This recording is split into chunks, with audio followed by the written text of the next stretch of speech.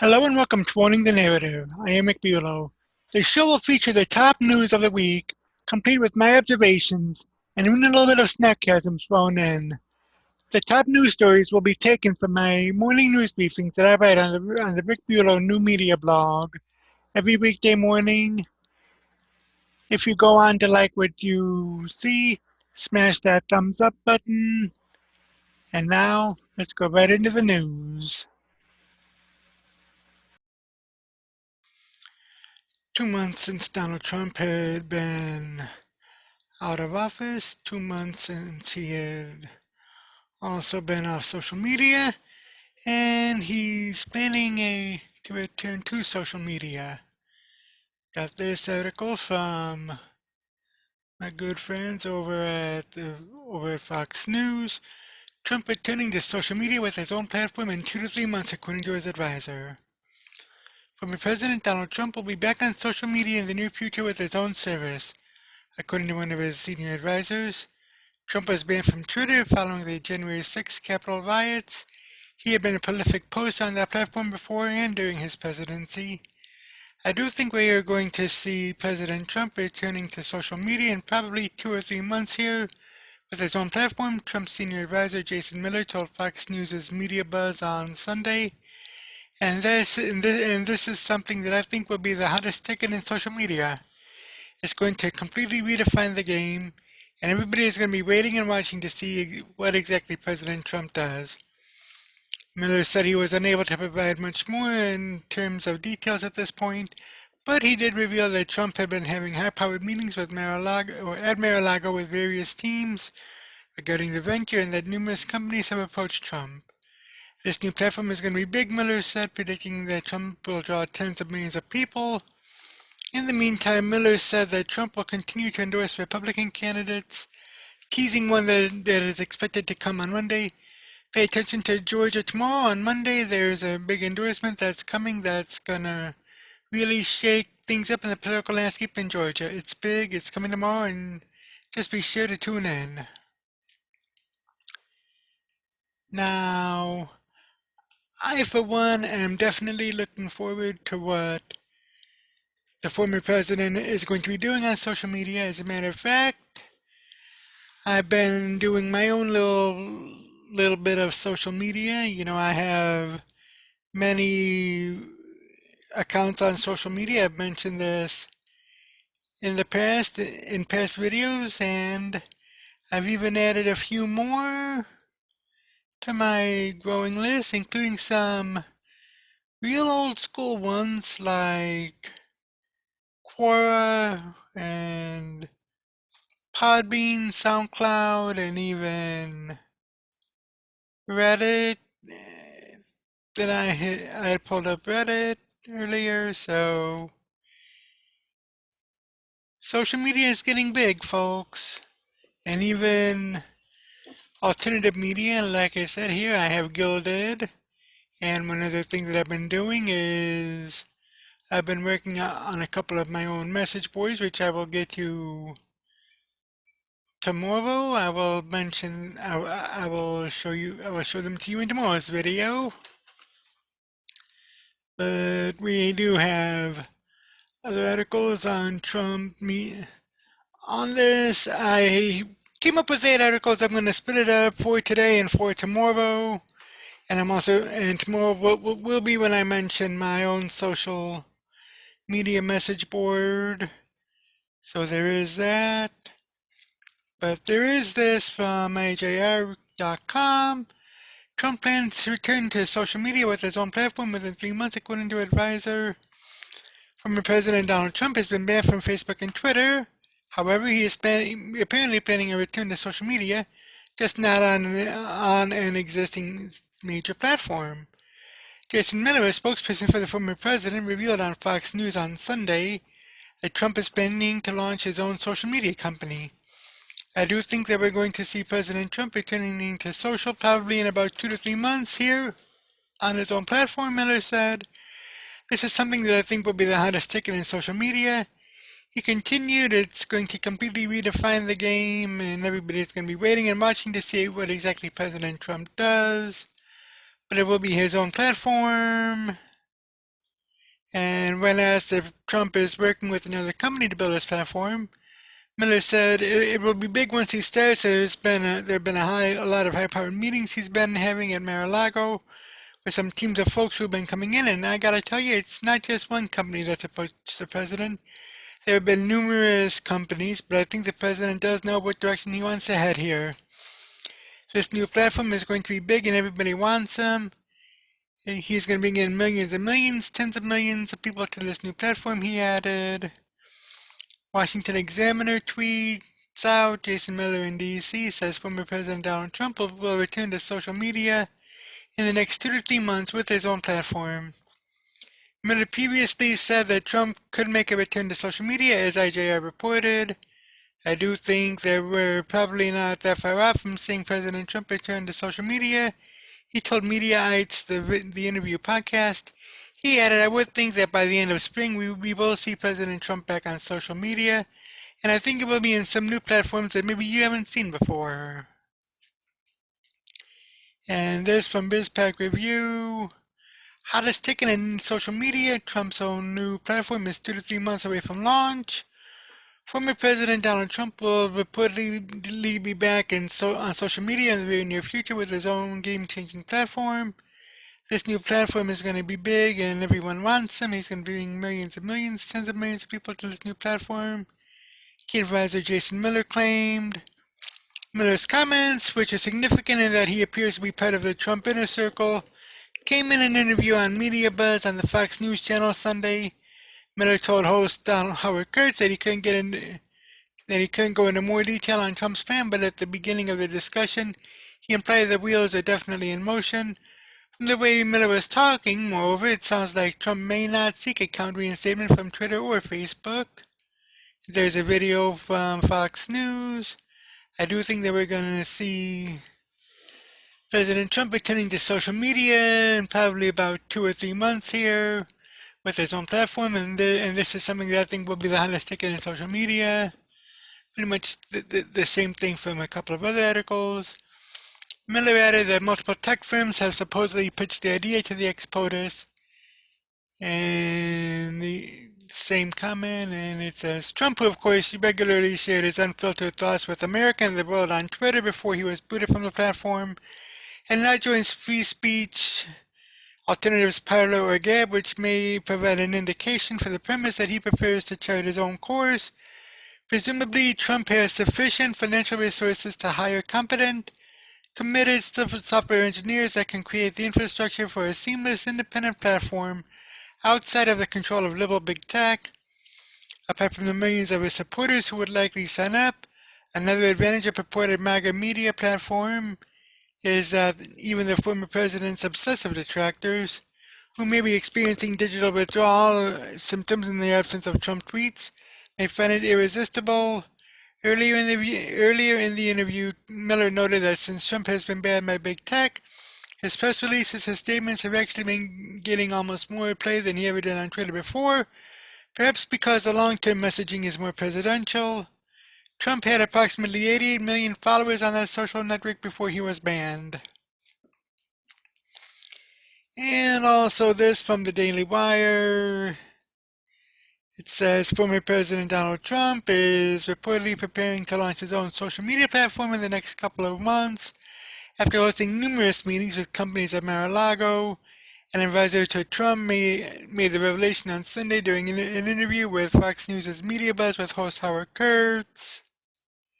And there's pretty much the same from the past articles.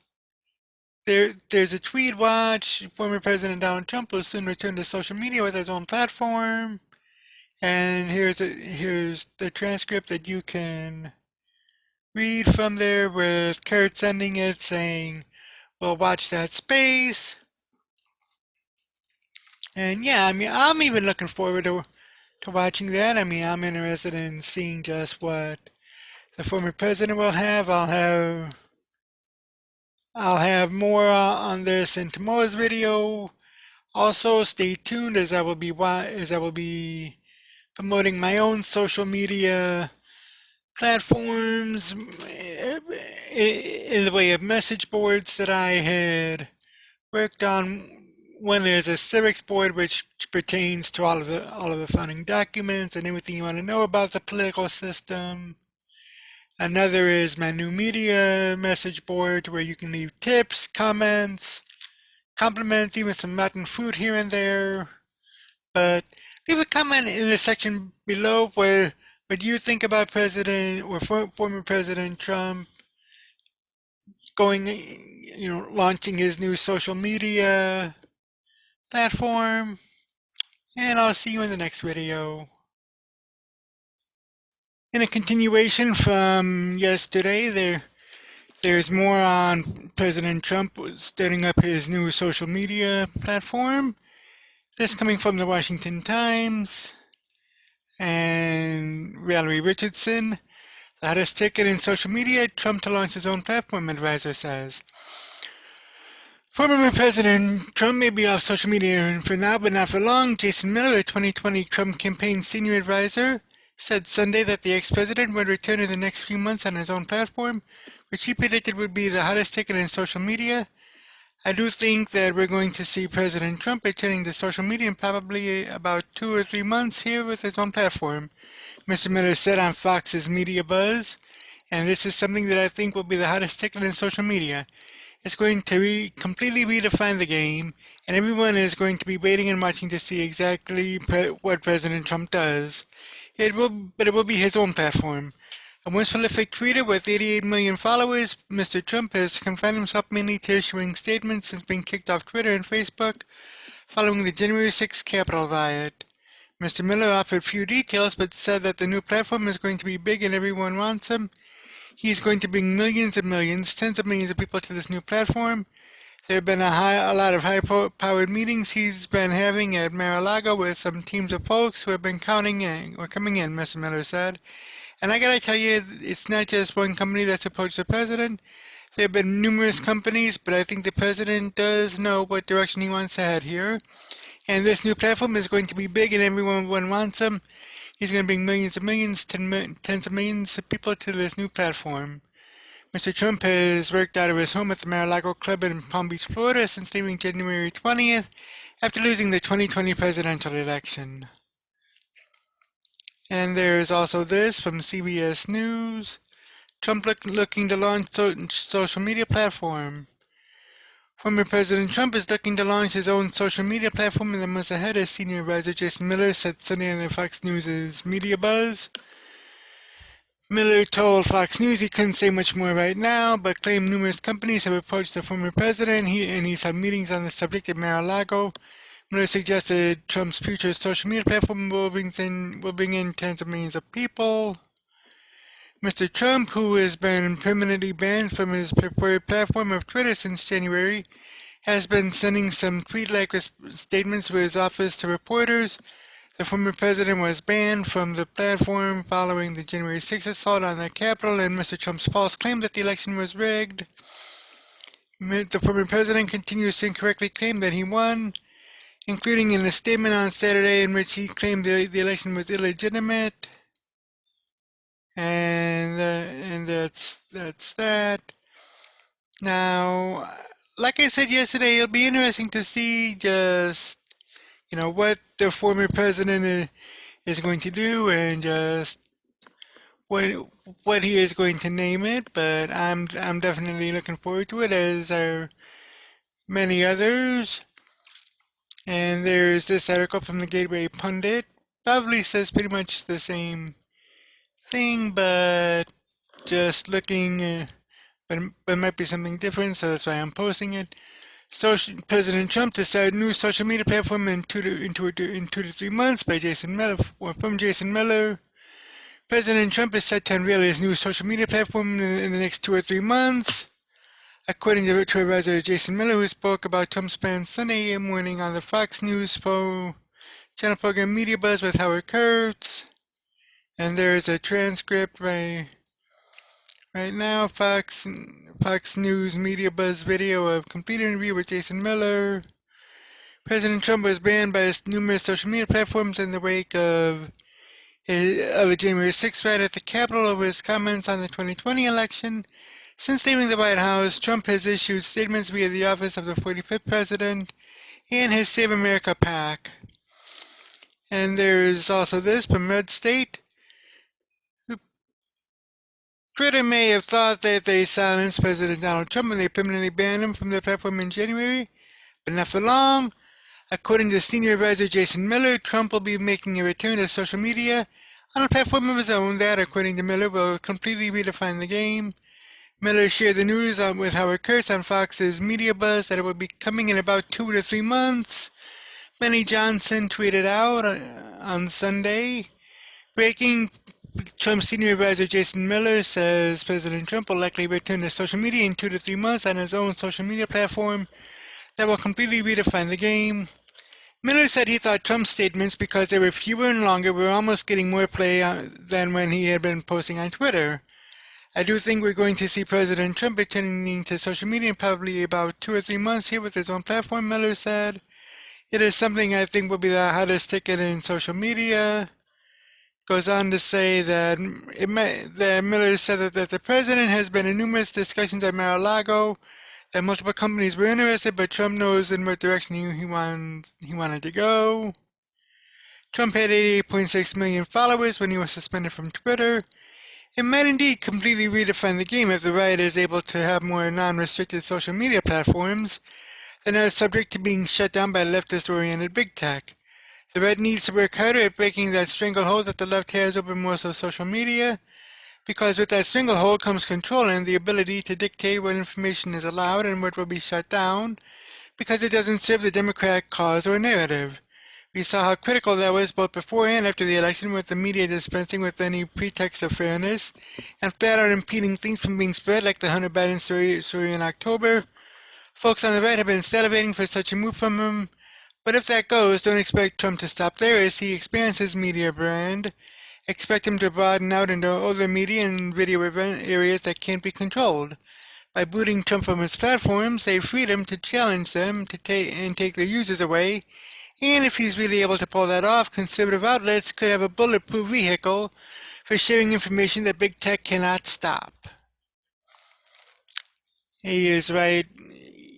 Nick Irma from State is right in that statement. And of course, as you may have seen, and I listed down below my own social media contacts information. Also, I have added a couple of other things with this, and I have my own. Okay, my website is hosted through Bluehost, and if you want to go to my site, it is rickbulow.com. And as you can see here, I have a civics board that I have been populating. As a matter of fact, I opened it around about March 12th, and I've been slowly plugging away. As a matter of fact, just this past weekend, I had copied and pasted all 85 Federalist and Anti-Federalist papers to the board, and I have everything pertaining to the Constitution, stemming from the Constitutional Convention all the way to the state ratification debates, and even amendments that have not been ratified. And I also have the Articles of Confederation and the Declaration of Independence. There is a lot more to be added to this, so do sign up for it. I'll leave the link down below in the description section, along with all of the other articles that I have written or that I have read here. And one other thing is this new media board that I have, not quite populated yet, but effective around April 3rd. I will be posting my videos here as well, and I have my morning news briefings, which if you click on the link, it'll take you right to my new media blog, which I have below, and it is taking a little while, so I'll wait on that. But yeah, so I have my own social media platforms out and, broadening my base, putting my name out there, if you will. So do sign up to both those boards and and more to come. Also, feel free to follow my new media blog as well as my civics blog. I'll post a link to my civics blog probably on my civics message board, so you can follow there, and might also leave a link below as well. And in the comments below, let me know what you think about President Trump's efforts in going into social media. Also, let me know what you think of my own foray into social media with my message boards, and I'll see you in the next video. The second to the last clause in Article 1, Section 8 reads, to exercise exclusive legislation in all cases whatsoever over such district, not exceeding 10 miles square, as may, by cession of particular states and in the acceptance of Congress, become the seat of government of the United States, and to exercise like authority over all places purchased by the consent of the legislature of the state in which the same shall be, for the erection of forts, magazines, arsenals, stockyards, and other needful buildings. What that's talking about there is Washington, D.C., which is in Northern Virginia, Eastern, I believe, Maryland, or Western Maryland and Eastern West Virginia. That little area, just about 50 miles north of Richmond. Many Democrats want that as a state. However, there are many people that do not want it to be a state. And here's an article from National Review and David Harasiani. Concerning D.C. statehood, the founders have already spoken. The founders unambiguously intended otherwise, as evidenced in both their writing and in Article 1, Section 8 of the Constitution. Here are numerous reasons to oppose D.C. statehood, but really no arguments could be more applicable than the ones offered by the founders, who created a federal district for the distinct purpose of denying its statehood. First, because they were concerned about the seat of federal power being controlled by a hostile or intrusive state government. Second, because they knew that if the capital were in a state, much less its own state, the people would go to vote and accumulate federal power. Both situations were incompatible with the proper separation of powers and states' rights. Today, though, Democrats want to localize one of the only things in the Constitution that is actually federalized, while federalizing everything else, all of it for power. People like to argue that the founders never anticipated that millions of Americans would be living and working in the district. Indeed, the more powerful the permanent political class in D.C. becomes, the more reason we have to deny its statehood. Washington would likely be nothing but a swampy backwater village if it hadn't been created for, again, the purpose of not being a state.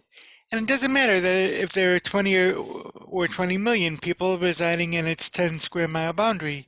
We already have Maryland and, increasingly, Virginia doing D.C.'s bidding. Washingtonians already have too much power over ordinary Americans. And the town's great wealth is produced by taxing citizens and creating federal laws that centralize power. Now, why would we want to give the federal government more power? The Washington Post's Aaron Blake says that we've been dumbing down the D.C. statehood debate, and I agree, but for very different reasons. He argues that emerging arguments about D.C. statehood are no longer principled but partisan. The idea isn't so much that D.C. doesn't necessarily deserve voting rights in the House and Senate, as much as that would be a boon to democracy rights. Now, normally I would be quite sympathetic to this type of grievance. The problem is that the segment over D.C. is, both in the abstract and practical, a partisan one. After all, the only reason Democrats want to turn D.C. into a city-state is because it guarantees them 2 seats in the Senate, a fact that is completely reasonable to point out.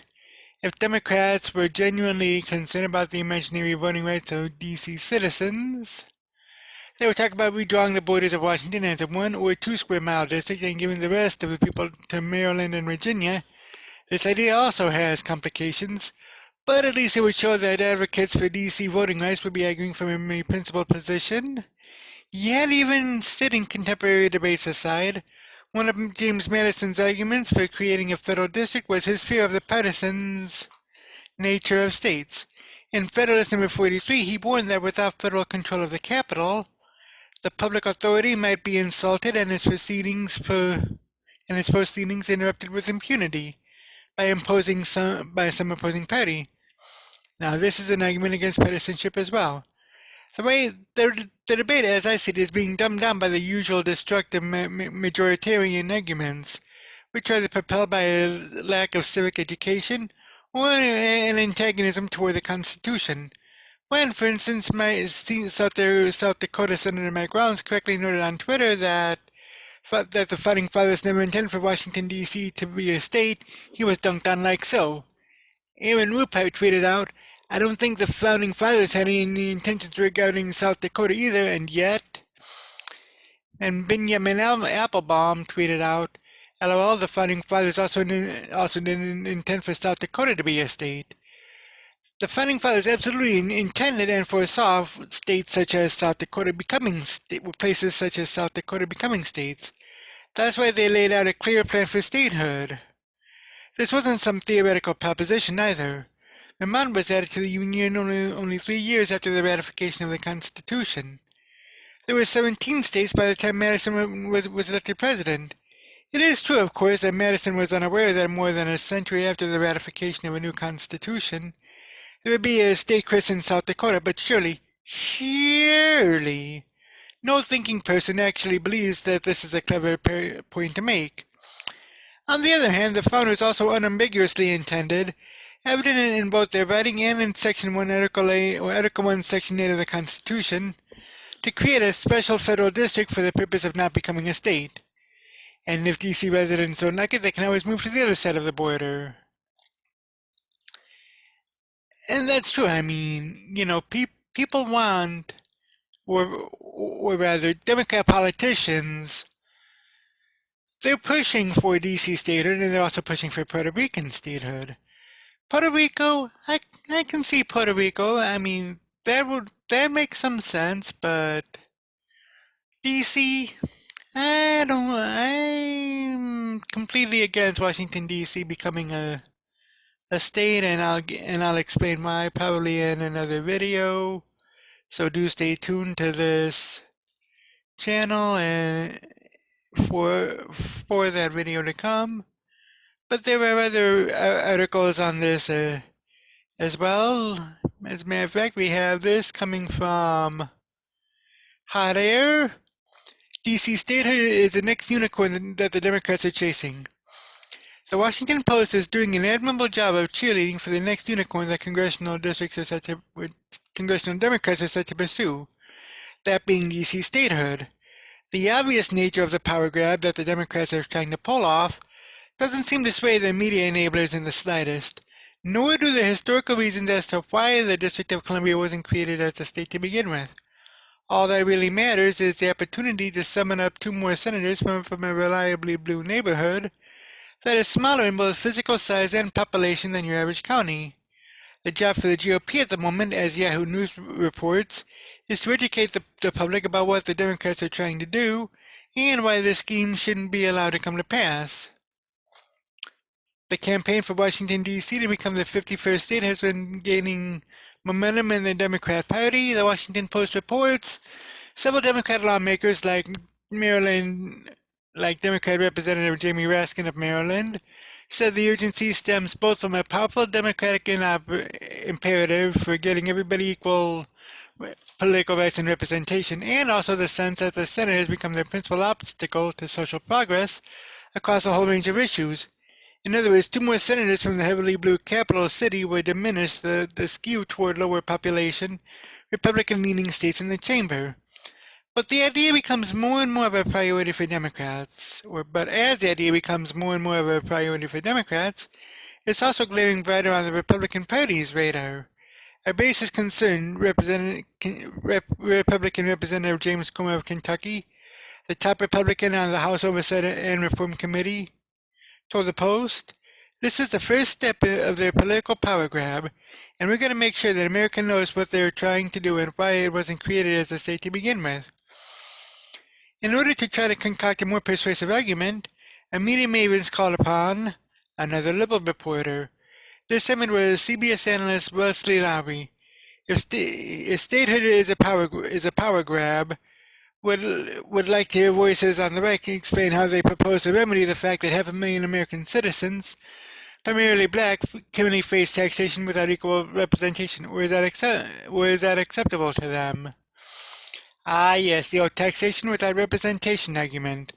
Now, what Lowry and his comments fail to note is that nobody is forcing anyone to live in D.C.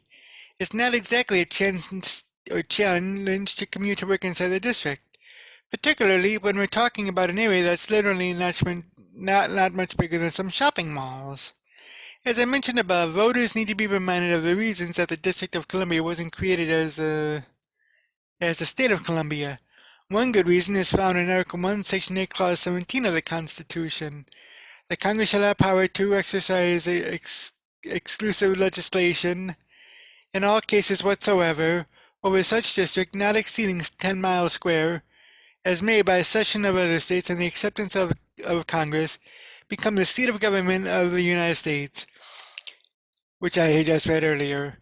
And if you need a deeper dive than that, go back and read Federalist 43, where James Madison explains at length how the federal capital cannot be placed under the control and tyranny of a single state.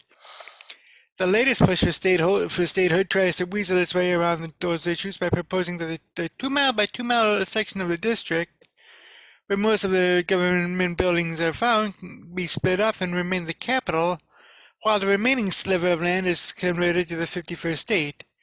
Now, of course, the district is already only 68 square miles as it is. The new state would be even more minuscule. I mean, for Pete's sake, even Rhode Island covers more than 1,500 square miles of land area. Now, if your real concern is the representation of the people currently living in the district, there's a much easier solution available. Just give the land back to the states as ceded it originally. The Constitution doesn't set a minimum size for the capital, just a maximum. We could shrink it if we wanted, and it would be a much less constitutionally problematic remedy to the representation issue. But a common sense solution like that isn't of interest to the Democrats, because this scheme has nothing to do with ensuring the congressional representation of the residents of the district. Also, not that it matters much to the Democrat leadership that's only concerned with the acquisition of power and pleasing the federal socialists, but this scheme is a total loser with the voters. The latest polling on the issue of D.C. statehood found that only 29% of respondents supported the idea, 16% were unsure, and a majority of 55% were firmly opposed. Some of the polls that were rated more favorably for Democrats have shown larger levels of support, but the best they managed is a slim plurality. This is not an idea supported by the majority of the country. This plot isn't quite as unpopular as the provisions of H.R. 1 that would curtail voter ID laws and encourage the mass mailing of paper ballots for elections, but it's obviously not a winner either. It's looking more and more as if the Democrats have given up on holding on to power for more than 2 years, and they will seek to ram through as much of their agenda as possible, no matter how much it takes off the electorate. Let's see how that works out for them next November. If they wind up losing control of the Senate after trying to jam all of this malarkey down the throat of the country, it'll be absolutely hilarious if they kill off the filibuster before losing control. And there's this article from Saraf Khalil of the Associated Press. D.C.'s long-simmering statehood push begins in Congress. Washington, D.C.'s bid for statehood finally got a congressional hearing Monday, but Mayor Muriel Bowser's clashes with Republicans on the panel make clear that the issue is far from settled. Republicans accuse Democrats of a cynical power play, claimed statehood was not the intention of the country's founding fathers, and insisted that Congress doesn't even have the right to grant statehood to D.C. Bowser argued that Washingtonians' lack of representation in Congress was one of the remaining glaring civil rights issues of our time. Supporters of D.C.'s quest for statehood believe that the time is right to bring the long-simmering and racially charged idea to fruition. It would give D.C. 2 senators and a fully voting member of the House. The district historically votes Democrat. We dare to believe that D.C. statehood is on the horizon, said the district's long-serving and non-voting delegate, Eleanor Holmes Norton, who wrote the bill and said it has overwhelming support in the House.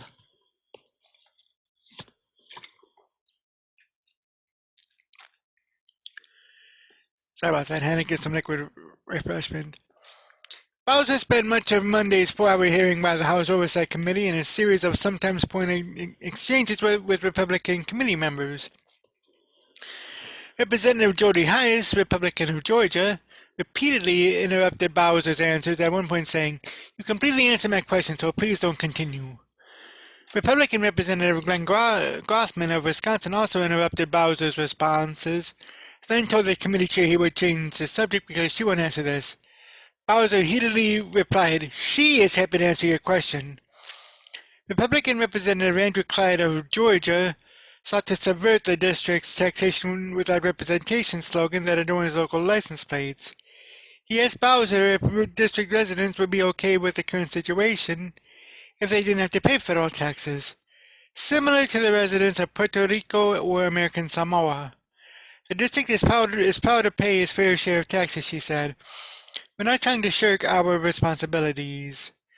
Monday's contentious hearing provided a preview of a debate that may come to dominate the national political discourse. The racially charged subtext was impossible to miss. Washington's Black Lives Matter affiliate live tweeted the hearing.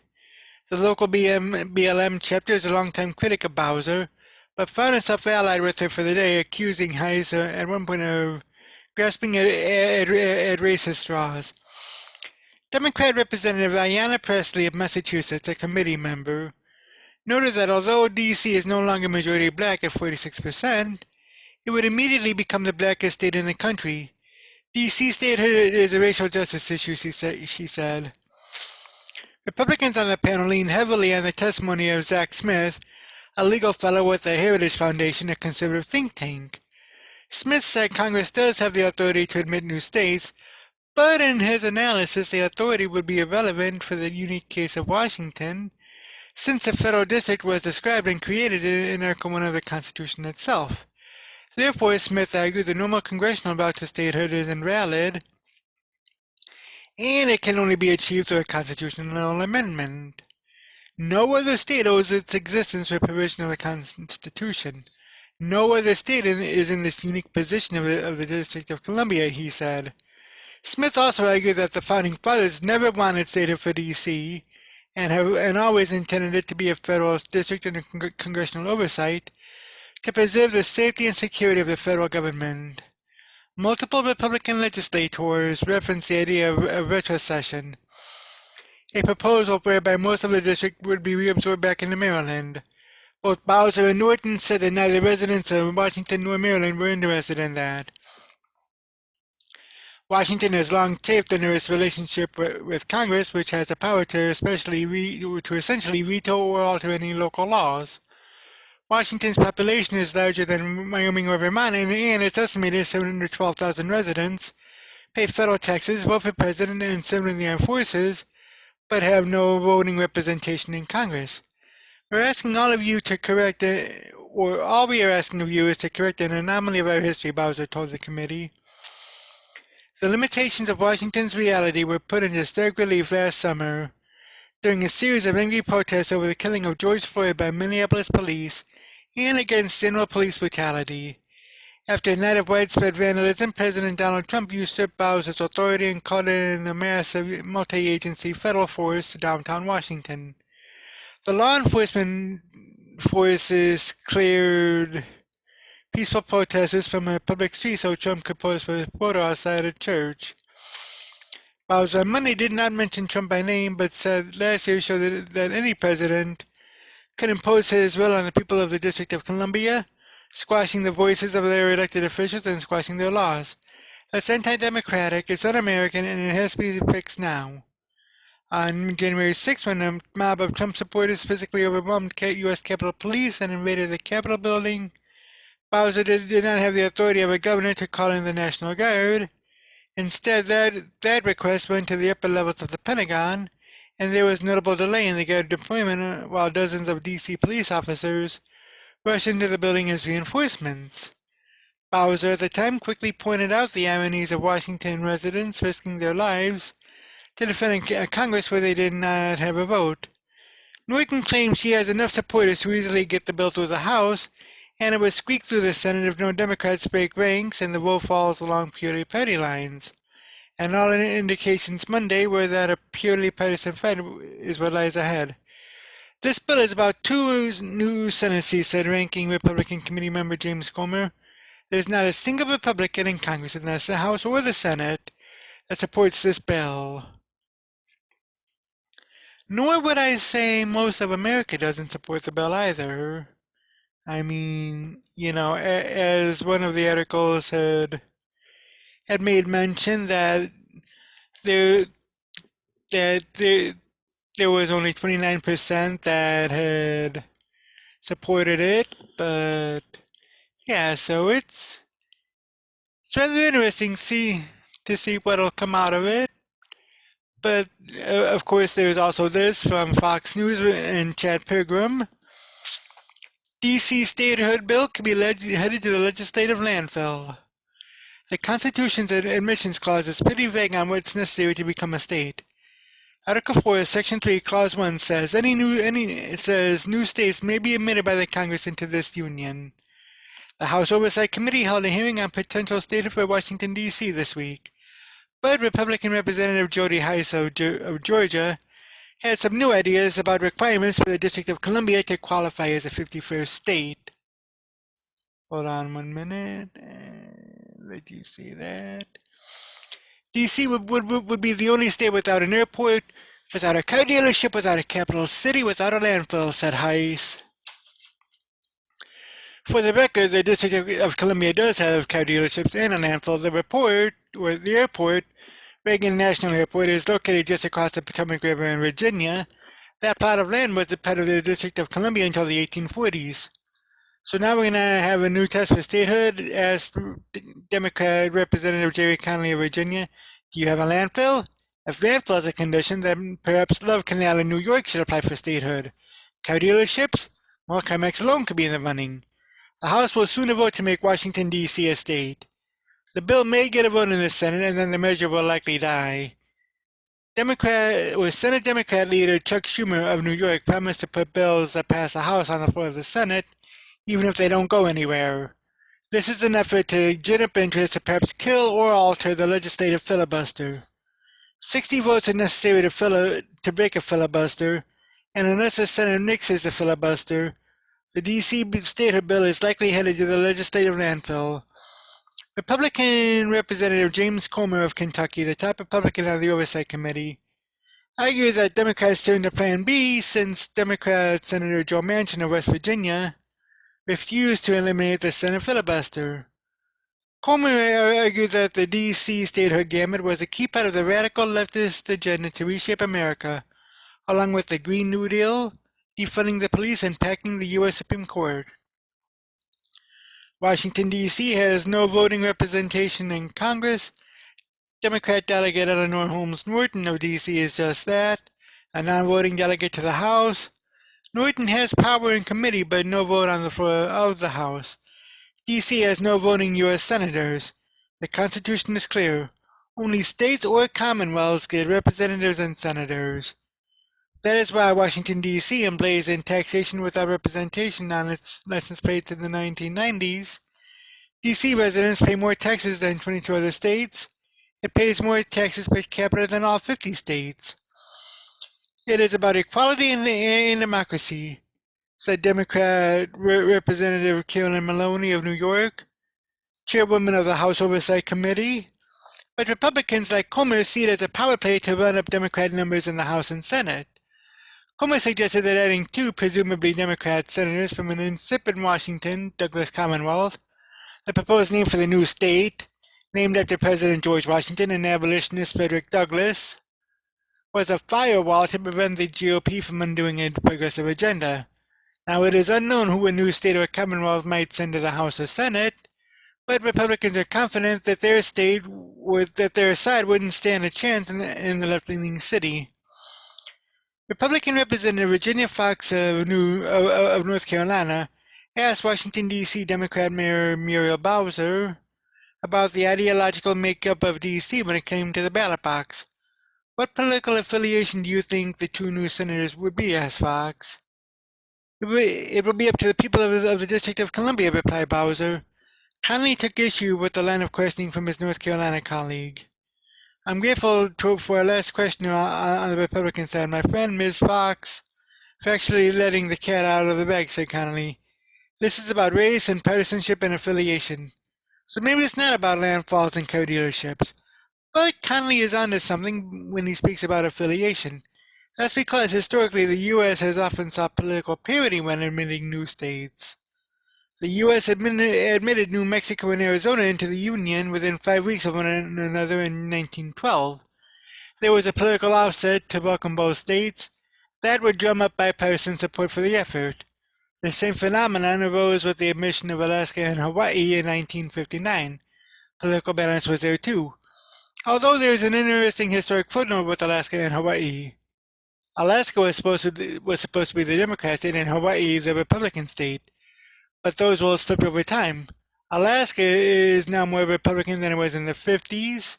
Hawaii is now more Democrat than it was back then. However, that said, both states have elected members of the other party to key offices in recent decades. Alaska had a Democrat senator as recently as early 2015. Hawaii had a Republican House member for a short period a decade ago. This is why, without political balance, Norton conceded that the city was trying to become a state the hard way.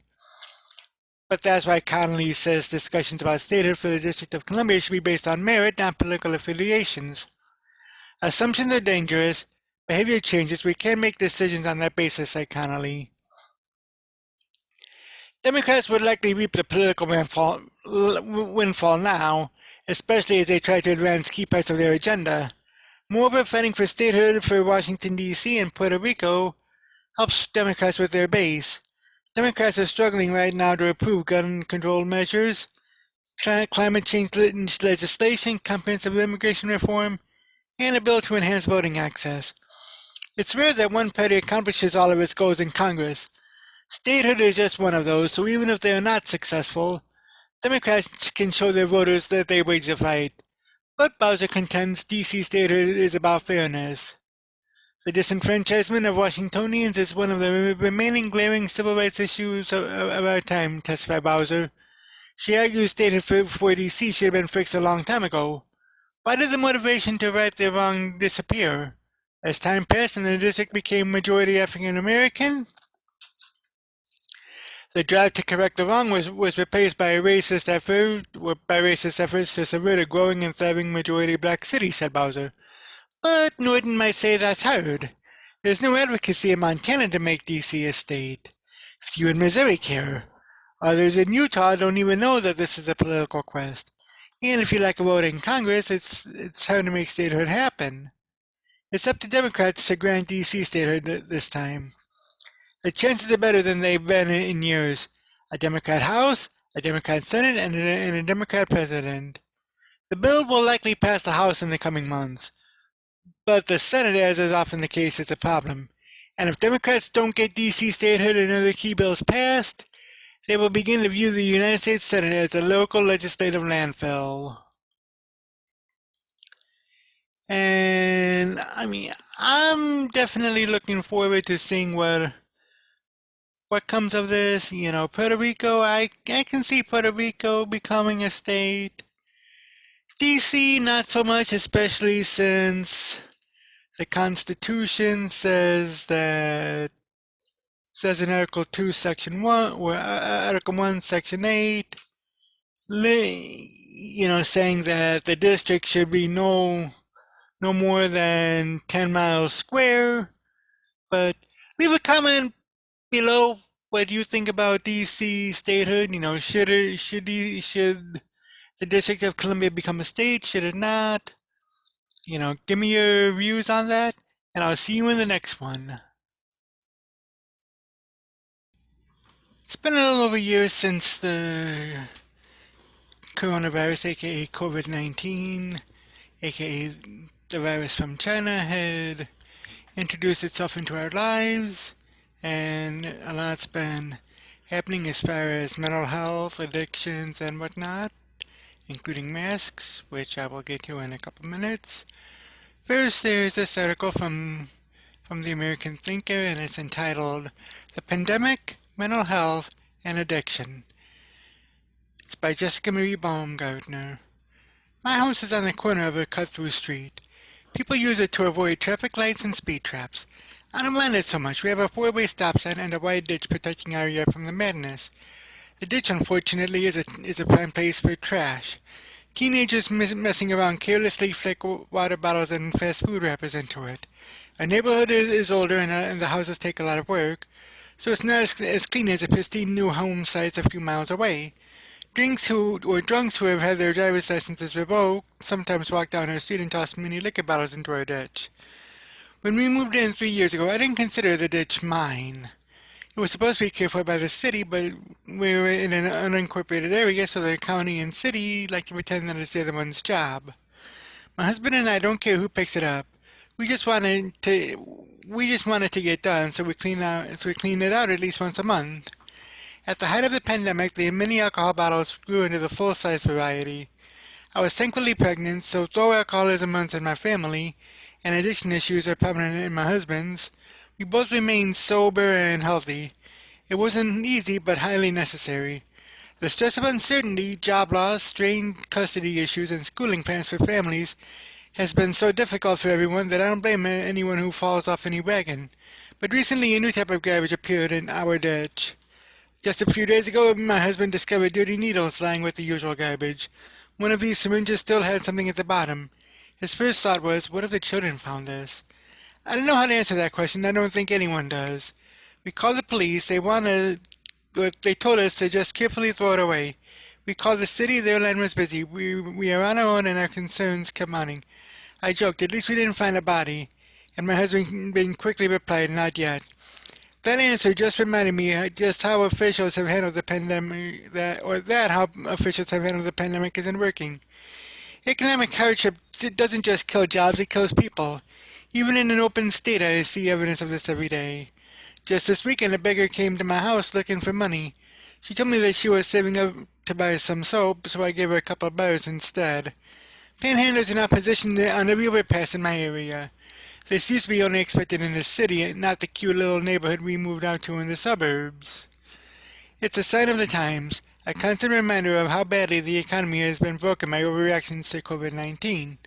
People who are unable to support themselves are more susceptible to mental breakdowns. When mental health offices and shelters are closed or operate at limited capacity, people turn to substance abuse not because they give up, but because they need something to help them through, and we all know that the opioid crisis is raging on. Plenty of us know that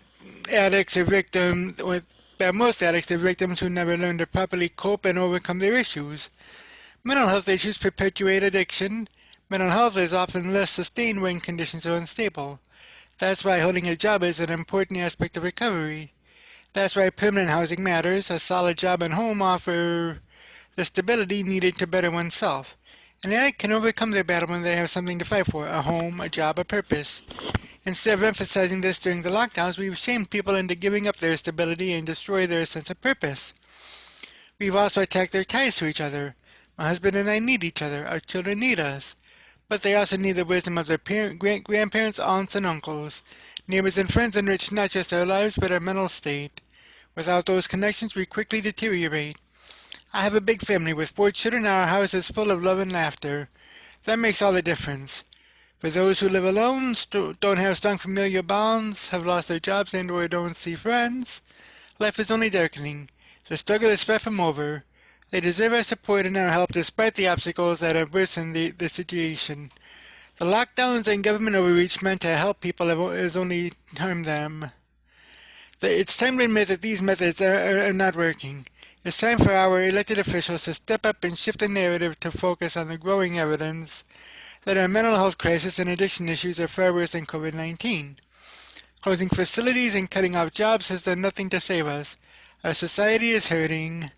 People are desperate. It is time to reopen, get back to work, and once more offer purpose and stability to everyone, especially those vulnerable to substance abuse. And that's so true. I mean, people have or are having issues, and you know, it's it's growing way out of control here, and things just things definitely just need to be open. That's all there is to it. And this is just my opinion, but you know, we need some stability in our lives, and you know, I just think we all need vacations after this extended staycation. And speaking of blowing things out of proportion, there's this article from Louder with Crowder, and it's entitled "Ted Cruz gives perfect response to reporter demanding he cover his face. Mask guidelines aren't as bad as mask theater. If I need to pull a mask up over my face to buy groceries that I pull back down as soon as I leave the store, okay, that's my choice. But the people who think masking up is a personality trait need to back the blank off it, or off a bit. Those are the people for whom one mask isn't enough, so they wear two or three. Or where is that wearing a mask on your nose is, I guess, a thing now. They demand you wear a mask to make them feel safer. Any reasonable question to them is met with what Fauci says, or seeing how many ways they can break the word science into a sentence. Liberal reporters are all about mass theater. Ted Cruz has no patience for such silliness, so let's just see what happens when the two sides collide. Reporter asked Cruz, "Would you mind putting a mask on for us?" Cruz said, "Yeah, when I'm done talking to the TV camera, I'm not going to wear a mask. All of us have been immunized." Reporter told Cruz it'd make us feel better. Cruz said, "You're welcome to step away if you like. It would make us feel better. This is mask theater." MSNBC's headline for the video is "Cruz ignores CDC guidelines talking to the press without a mask." Oh, really? The CDC has guidelines for talking to the press? The guidelines that are to wear a mask when social distancing cannot be achieved. Cruz looked like he had enough distance between him and the press, at least 6 feet, though some experts say guidelines have been lowered to 3 feet. CDC guidelines also say to not touch your mask, otherwise it's ineffective. Now, how many reporters follow that? I know Fauci said that wearing masks is a nice thing to do, or he at least said that once. Fauci flip-flops a lot, but it would make it feel better. It's not science. It's reported being a blank. And, I mean, now, okay. Some masks, especially the ones that go around the ears, I don't think are good. I myself have a neck gaiter here, so whenever I go out now, I just pull it up and over and cover myself much like this, you know, so as to be safe, but whenever I leave, I just lower it like that, no muss, no fuss. I mean it. So, and I mean, hmm,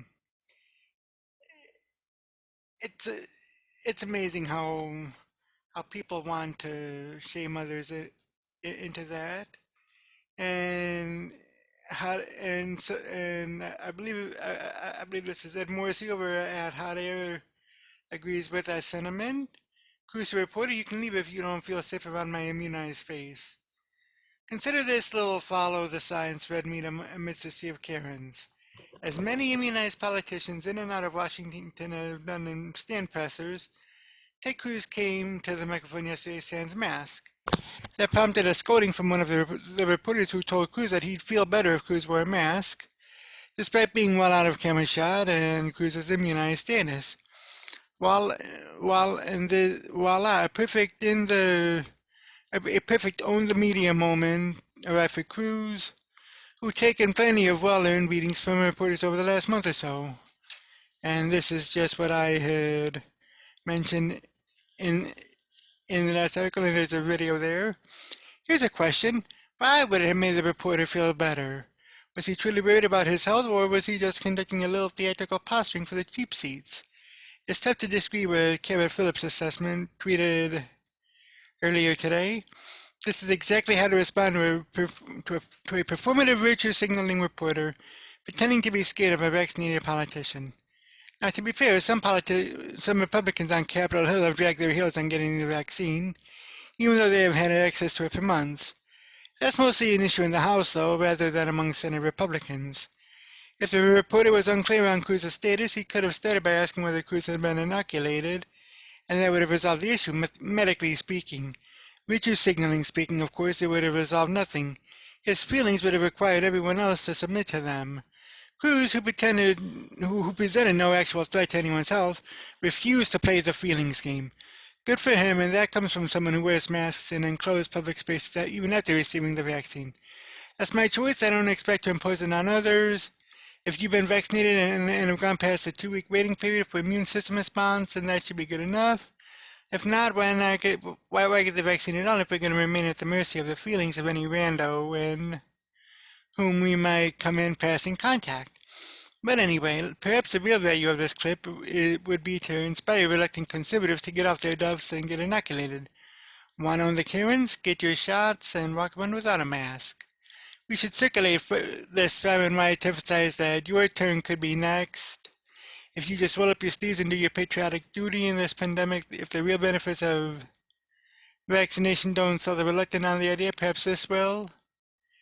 And Ala Pundit had something about Texas in another article, which I don't have, but yeah, I mean, I tell you, I am afraid of shots, so I am afraid of needles.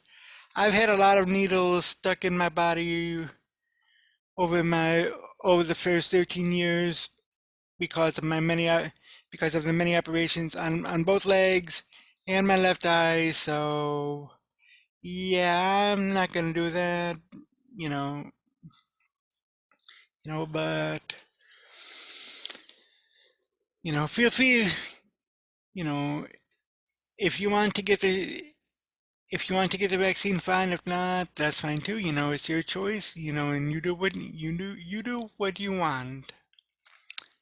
And in a little bit of lighter news, there is a nun from a college basketball chaplain nun from Loyola, Chicago, who is 101 years old, and she cheers on her team for her team as much as she can. As a matter of fact, she rose to prominence in 2018 and got this from the Washington Examiner.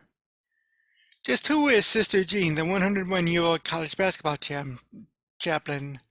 Rising to prominence in 2018, Jean Dolores Schmidt, better known as Sister Jean, is 5 months away from her 102nd birthday and arguably the biggest fan of the Loyola Chicago men's basketball team. Sister Jean, born in August of 1919 to a devout Catholic family, has been the chaplain for the program since 1994, a role where she administers pre-game prayers and gives spiritual advice. However, this position morphed into the 101-year-old drafting scout reports and picking favorites ahead of one of the biggest college sporting events of the year, March Madness. The religious figure made headlines in this year's tournament after she was given both of her COVID-19 vaccine doses and awarded a seat to watch her beloved team, number 8 Loyola Chicago, wipe the floors with number 9 Georgia Tech in a solid 71-60 win on Friday. I'm feeling fine, especially since I know I'm going to help, she said in an interview earlier this month. I decided this a long time ago that I would go to the games ever since we've been playing. The guys and I have talked about getting to the big dance floor again. On Sunday, the Loyola Ramblers defeated number 1 seed Illinois in an upset victory after Sister Jean delivered a pregame prayer. As we play the Fighting Illini, we ask for special help to overcome this team and get a great win, she said. We hope to score early and make our opponents nervous. We have a great opportunity to convert rebounds as this team makes about 50% of layups and 30% of its 3 points. Our defense can take care of that. In 2018, the then 98-year-old nun was featured on an NCAA bobblehead, which broke sales records less than 48 hours after it hit the market as Loyola faced then number 3 seed Michigan for a spot in the championship game.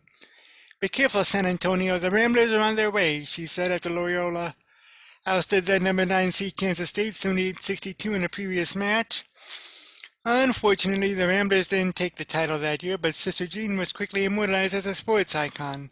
A year prior, she was inducted into the Loyola Athletics Hall of Fame. Off the court, Sister Jean makes a point to say good morning to everyone during her rounds in Damon Student Center, and her devotion to God is what drives her everyday life, school officials said. Although it may be true that basketball has brought Sister Jean fame, her true passion remains being a servant of God who has devoted a century to helping others, Loyola wrote of their beloved basketball nun. And whether it be through mentoring basketball players, following the mission of the BVMs to educate, sharing in prayer with their group of students, or just saying hello in the hallway, it is maintaining that connection to college students that brings Sister Jean the most joy in her life. Now, I've not followed college basketball much this year, even though I am close. Even though there is a college in my neck of the woods. Sure, you probably heard of it. A little college called FGCU, which made history in 2012 by going to the Sweet 16 as the number 15 seed, the first number 15 seed ever to make its way into the Sweet 16, and they defeated Georgetown and another team. I forgot what team it was at the moment in order to do that. And there's another number 15 heading into the Sweet 16, which begins Saturday which begins on Saturday. So if you are a college basketball fan, do keep an eye on that. And in the comment below, let me know what you think about Sister Jean. Also, let me know what you think about the whole pandemic and Cruz's reaction to a reporter who wanted him to put a mask on. And I'll see you in the next one. About 64 days into President Biden's term, and he had done his first press conference yesterday. Got this from my good friends over at the Daily Signal. And it reads, 6 takeaways from President Biden's first press conference. President Joe Biden on Thursday spoke of going to the Senate 120 years ago, claimed nothing has changed on the border regarding illegal immigration, and outlined more ambitious goals for COVID-19 vaccinations and the reopening of schools. On day 65 of his presidency, Biden held his first press conference, fielding questions from 10 reporters in a formal question and answer session that lasted just over an hour. In some cases, reporters pressed Biden, particularly on issues pertaining to the immigration crisis at the border. Other reporters, however, seemed to echo Democrat talking points in accusing Republicans of pursuing voter suppression, while another characterized Biden as being decent and moral. The following are 7 highlights from the press conference. Number 1, go back to filibuster of 120 years ago. Biden hinted that he was open to abolishing the Senate filibuster, but preferred to return to an old-fashioned filibuster that required a senator to hold the floor and talk at length. We should go back to a position with the filibuster that existed when I came to the United States Senate 120 years ago, Biden said. Now, it wasn't clear whether that was intended as a self-deprecating joke about his long tenure in Washington, since he didn't smile or laugh. Biden then seemed to fumble for words and statistics. I had a card in it, so I was going to give you the statistics, but you probably know them, Biden said. It used to be, between 1917 and 1971, the filibuster existed. There were a total of 58 motions to break a filibuster that whole time.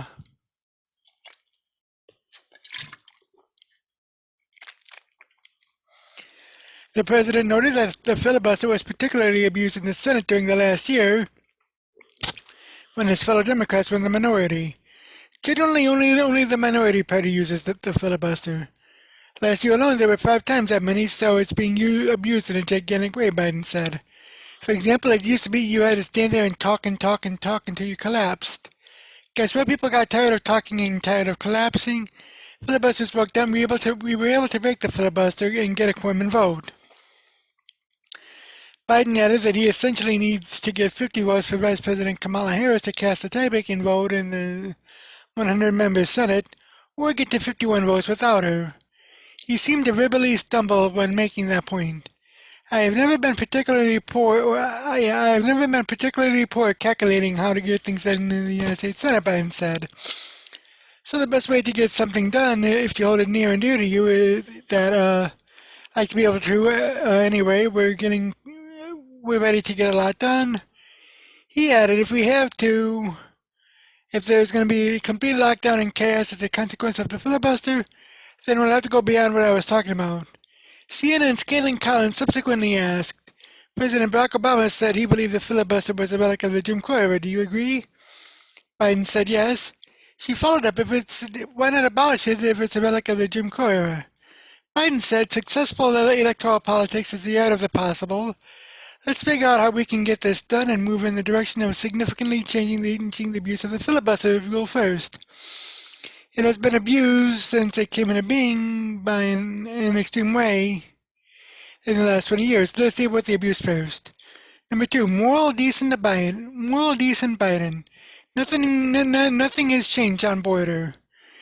PBS reporter Yami Chalsindor asked Biden, the perception of you that you got elected as a moral, decent man is the reason that a lot of immigrants are coming to this country and trusting you with unaccompanied minors. How do you resolve that tension, and how are you choosing which families can stay and which can go?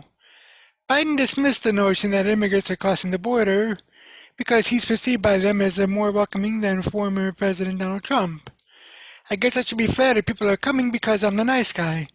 That's the reason why it's happening is because I'm a decent man, or however it's phrased, Biden said. That's why they're coming, because Biden is a good guy. The truth of the matter is nothing has changed. He continued, as many people came, 28% increase in the border in my administration, 31% in the last year, 2019, before the coronavirus pandemic and the Trump administration. It happens every single solitary year. There is a significant increase in the number of people coming to the border in the winter months of January, February, and March. It happens every year. Transparency at the border. Biden waited longer than any other president in about 100 years to hold his first formal news conference. His administration has also limited media access to the southern border detention centers. NBC's Kristen Walker pressed Biden on when journalists would have access to illegal immigrant detention facilities at the border for unaccompanied minors, which the Biden administration has mostly denied. Biden said, I will commit to transparency as soon as I'm in a position to be able to implement what we are doing. Walker followed up, now just to be clear, how soon will that be, Mr. President? Biden answered somewhat tersely, I don't know, to be clear. Walker later pressed Biden, asking, do you bear responsibility for everything that is happening at the border now? I hear you talking about the past administration. You decided to roll back some of those policies. Did you move too quickly? Biden said Trump's policies didn't work and refused to apologize for his executive orders that changed them. Rolling back the policy of separating children from their mothers, I make no apology for that, Biden said. Rolling back the policy of remaining in Mexico, sitting on the edge of the Rio Grande in a muddy circumstance, with nothing to eat, I make no apology of that.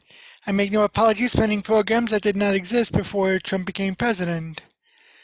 Number 4, 200 million vaccines in first 100 days. Biden promised more ambitious goals as the United States climbs out of the COVID-19 crisis, pledging to double the original goal for vaccines and to open more schools.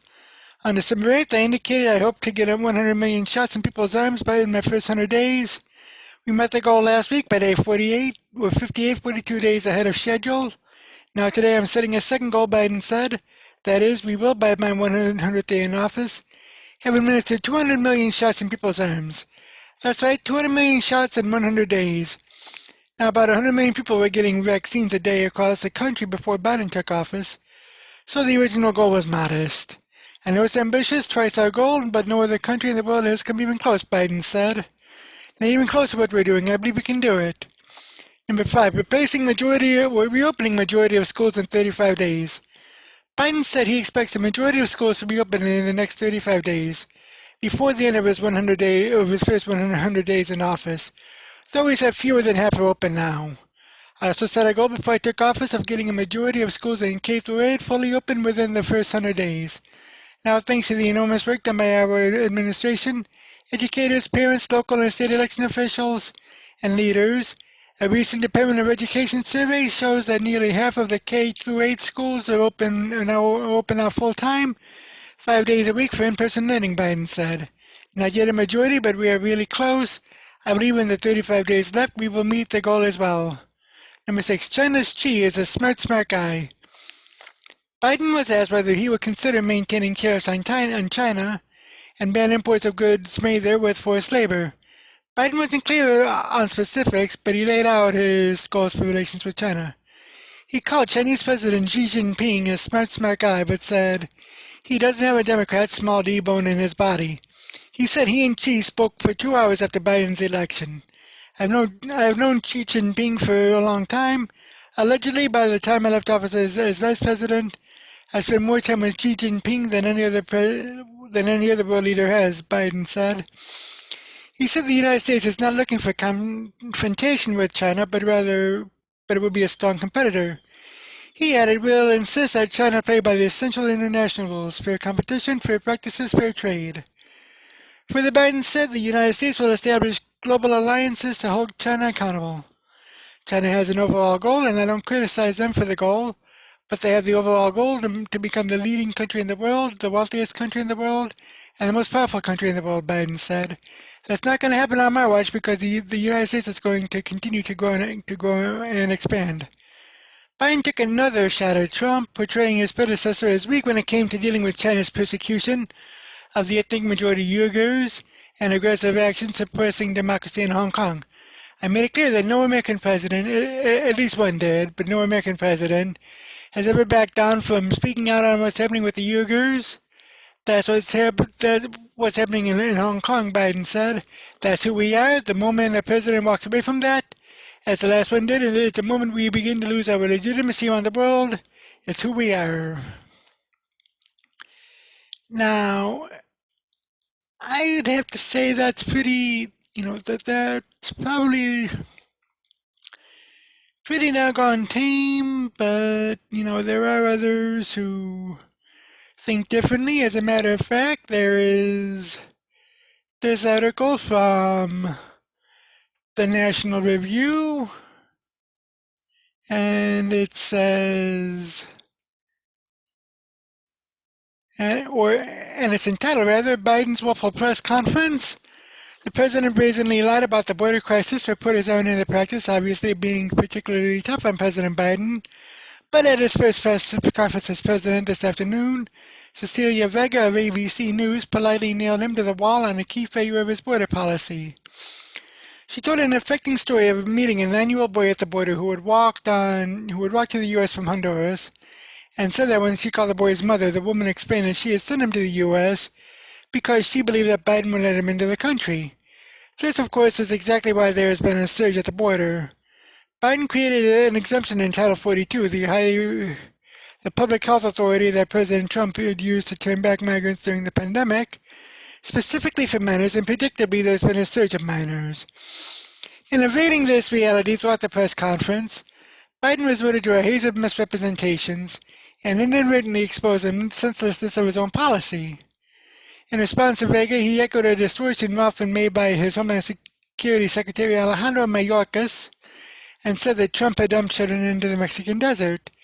Except Biden made the charge even more lurid by alleging that Trump had let children starve to death. This is a disgraceful and stupid charge. The Trump administration either flew back migrants to their home countries directly or handed them over to Mexican authorities to do the same.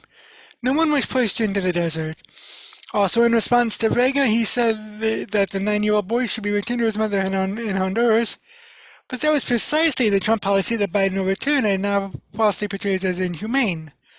Under Biden's policy, that 9-year-old is likely in an HHS detention facility and will not be returned home, instead placed with the nearest relative that can be found in the United States. If Biden wants to begin returning minors to their families back home, a lot of gold, he could do it immediately. All it takes is reversing himself on Title 42. The rest of Biden's statements about the border weren't any more accurate or sensible. He said the family units are all being turned back at the border. First, we know this is not true. Reports suggest that most family units are now getting into the United States. Second, it's not clear why the stated policy of returning family units wouldn't, on Biden's terms, be listed would be just as immoral as returning minors. He said the reason even more family units are being returned is that Mexico can't take more of them. Again, if it's okay to send migrants back to Mexico, it makes no sense that Biden ended Trump's Remain in Mexico program, which had asylum seekers waiting in Mexico while their asylum claims were adjudicated in the United States. Biden said that Trump's policies had no effect at the border. This is demonstrably false. Trump had gotten control of the border prior to the onset of the pandemic.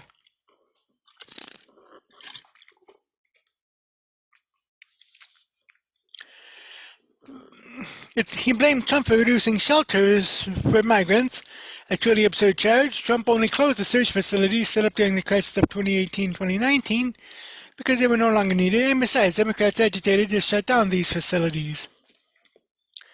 Overall, Biden gave no indication that he understands how he has stoked the current crisis, or that he knows how to address it. His emphasis was on improved processing of the migrants that are coming, rather than persuading them to stay home. That will inevitably mean more families in Central America deciding to send their children on the harrowing journey north, whether Biden wants to acknowledge it or not.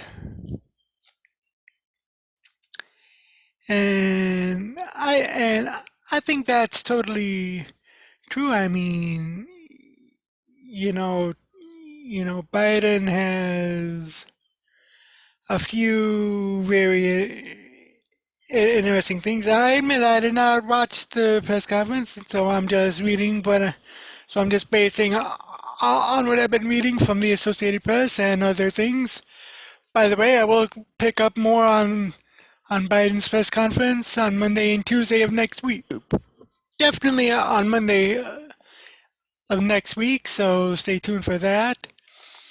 But here's just a general overview of Biden's press conference from Andrea Wedberg over at American Thinker. From the very first moment of Biden's first press conference, you could tell the days of the Trump press conferences were gone.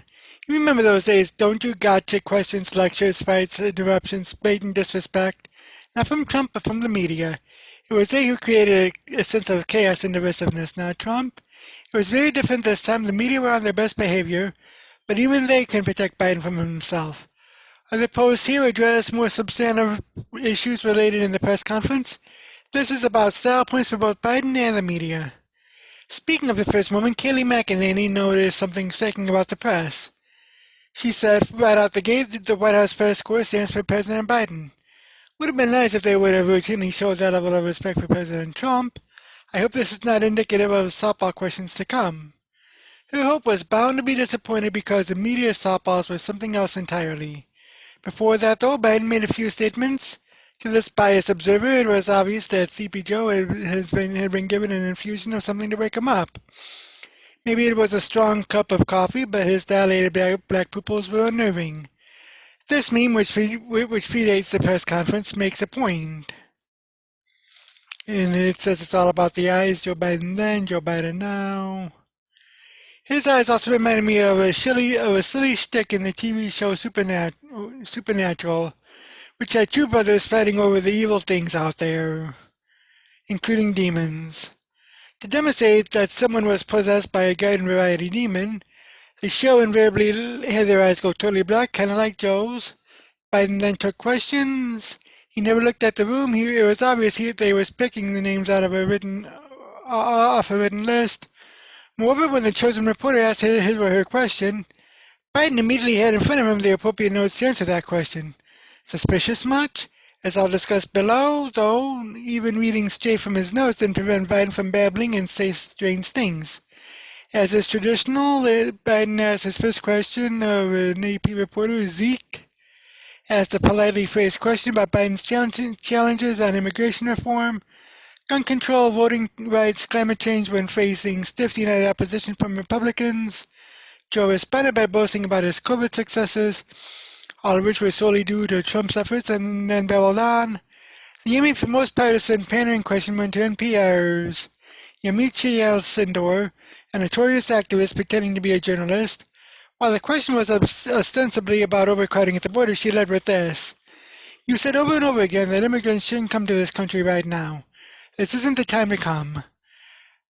That message is not being received. Instead, the perception of you that you got elected as a moral, decent man is the reason why a lot of immigrants are coming to this country and entrusting you with unaccompanied minors.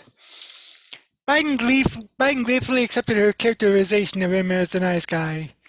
You can read here Biden's myriad dishonest statements about the situation at the border, and there's a link to another American Thinker article.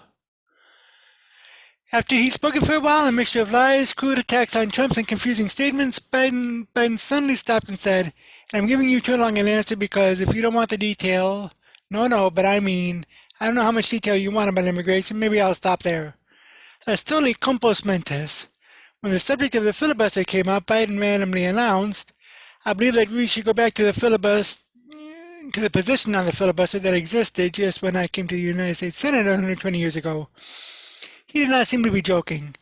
The filibuster came into being in 1806, so 120 years taking us back to 1901 was completely random. Media outlets are now trying to play it as a joke, but nobody laughed. YouTube Zen Savvy tweeted out, did Biden just say he was in the Senate 120 years ago? A real attempt at a joke that fell perfectly flat was Biden's bizarre attempt to show that the filibuster was so evil that it doesn't even relate to Jim Crow. Instead, it's more closely associated with Jim Crow's evil older cousin, Jim Eagle. Despite the left's tender, loving respect, he was offended and incoherent when one reporter dared ask him about his running for re-election. Look, I don't know where you guys come from, man. I've never been able to travel. I'm a great respecter of fate. I've never been able to plan 3.5 years ahead for certain. Biden did take care to avoid any rough handling. Notably, he did not call on Fox's Peter Doocy, who might actually have asked a real question with a challenging follow-up. Obviously, though, when asked if he thought he'd be running against Trump in 2024, he said, I have no idea whether there'll be a Democrat or a Republican Party. Well, given the Democrats' efforts to jettison the filibuster and create permanent one-party rule, that was a worrisome statement. At the end of it all, even Chris Wallace, whose disgraceful handling of the first presidential debate helped leverage Biden into the White House, found the press conference disappointing and inadequate. Steve Guest tweeted out, Fox News' Chris Wallace, I was also struck by the fact that it seemed on every foreign policy question, Joe Biden went to his briefing book and was reading obviously White House guidance, White House talking points. Covering Ronald Reagan for 6 years, I never saw that. Otherwise, as Thomas Lifson said, it was a boring press conference with obsequious media and a man robotically reading from his notes, except when he wandered off in confusion.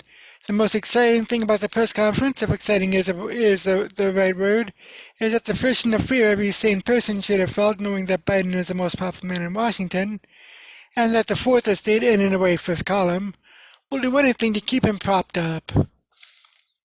And that's that. And I mean, like I said, I'll get more into that definitely on Monday, probably on Tuesday of next week. So stay tuned to this channel for more details. But in other news, there is, with Easter coming up, we've all had those little bunnies called Marshmallow Peeps. Well, it turns out that Pepsi's and Peeps are doing a collaboration. This coming from People magazine. Pepsi and Peeps have joined forces to create marshmallow soda, guaranteed to be this spring's most polarizing beverage. Spring is in the air and Easter is just a week and a half away, which means we are well past due for an insane new Peeps flavor, but this year they're making a splash in soda form. In the most unlikely collaboration since Ed Sheeran and Andrea Bocelli, Peeps has partnered with Pepsi to create Marshmallow Cola, which comes in a 3-pack of cute little 7.5-ounce cans. Sadly, these won't be available on grocery store shelves this year, but fans can enter the sweepstakes to win some by hashtag hanging with my peeps on their social media photos. More specifically, the prompt tells you to share photos enjoying your favorite springtime activities in a safe, socially distant manner, of course. And you can see that the cans come in blue, pink, and yellow. Although there is no difference in flavor, we got a first taste of the drink and confirm that it does, in fact, taste like marshmallows with a flavor that's vaguely reminiscent of Lucky Charms. After what has been a very difficult year, many consumers are looking for new things to smile about, said Todd Kaplan, Pepsi's VP of Marketing. So to celebrate the start of springtime, Pepsi collaborated with Peeps to develop a limited batch of its first ever marshmallow cola. Fans can enter the sweepstakes starting Thursday for an undisclosed limited time. It's unclear how many packs of the sort will be given out, although they didn't announce that 10 grand prize winners will receive an Epic Collector's package of Pepsi and Peeps. Now, I think it might could be interesting, and I mean, I've had some really strange food habits, which I won't get into now, but yeah, I think that is something that I might could like to try. Leave a comment below if you are going to try Pepsi and Peeps' Marshmallow Cola. Also leave a comment on what you think about Biden's press conference, and I'll see you in the next one. And that's going to do it for the news for this week. I am Bulow. Again, if you like what you watch, please go ahead and hit the thumbs up button. Also subscribe and tell your friends, tell your neighbors, tell an enemy or two even. And I will be back next week. Until next time, peace.